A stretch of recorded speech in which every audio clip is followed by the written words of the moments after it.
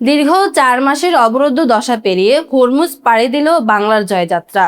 দীর্ঘ 4 মাস পারস্য উপসাগরের যুদ্ধ পরিস্থিতিতে আটকে থাকার পর অবশেষে সফলভাবে হরমুজ প্রণালী অতিক্রম করেছে বাংলাদেশ শিপিং কর্পোরেশনের জাহাজ এমভি বাংলার জয়যাত্রা।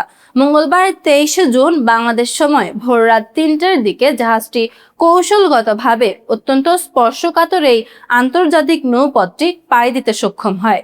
বর্তমানে প্রয়োজনীয় জ্বালানি বা বাংকারিং নেওয়ার জন্য জাহাজটি সংযুক্ত আরব আমিরাতের ফুজাইরা বন্দরের দিকে ধীর গতিতে অগ্রসর হচ্ছে।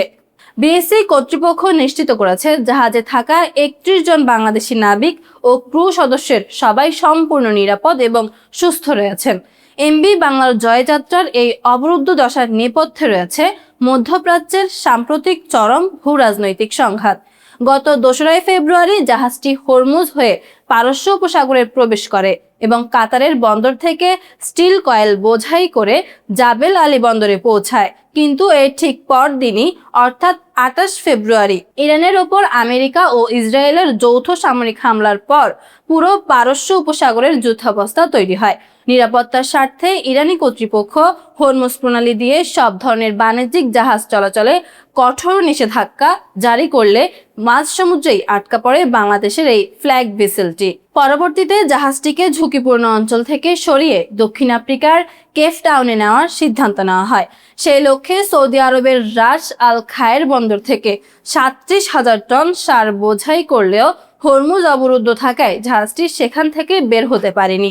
এরপর গত এপ্রিল মাসে আমেরিকা ও ইরানের মধ্যে সাময়িক যুদ্ধবিরতি হলে জাহাজটি আবারও যাত্রার চেষ্টা করে। দীর্ঘমেয়াদী ব্যথার বিশ্বমানের চিকিৎসা এখন দেশেই। এফটিএ অনুমোদিত প্রাকৃতিক প্রযুক্তিতে চিকিৎসা দিতে আছেন বিশেষজ্ঞ ডাক্তার মঞ্জুর খোদা। যোগাযোগ popular diagnostic centre, Shantinagar, Dhaka.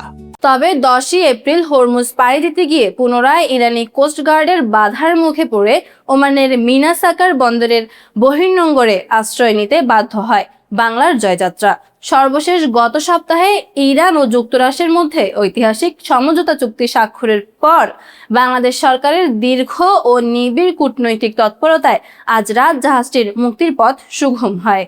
2018 সালে নির্মিত প্রায় 39,000 টন ধারণ ক্ষমতা সম্পন্ন এই বাল্ক ক্যারিয়ারের সংকট উত্তরণকে বিশ্ব ম্যারিটাইম খাতে বাংলাদেশের একটি যুগান্তকারী দৃষ্টান্ত হিসেবে দেখছেন সংশ্লিষ্টরা। বিএসসির কমডোর মাহমুদুল মালেক আমাদের জানান, এই দীর্ঘ ও চরম সংকটের সময়ও জাহাজের 31 জন বাংলাদেশি ক্রু এর মনোবল ধরে রাখতে বিএসসির পক্ষ থেকে সব ধরনের আপৎকালীন পদক্ষেপ নেওয়া হয়েছিল। সুপেয় পানি, খাবার ও রসদের যোগান স্বাভাবিক রাখার পাশাপাশি নাবিকদের মানসিক প্রশান্তি বজায় রাখতে দৈনিক $5 বিশেষ মিল অ্যালাউন্স, ঈদের বিশেষ প্রণোদনা এবং ঝুঁকিপূর্ণ অঞ্চলের জন্য বিশেষ ওয়ারওয়েজ বা যুদ্ধকালীন ভাতা প্রদান করা হয়েছে।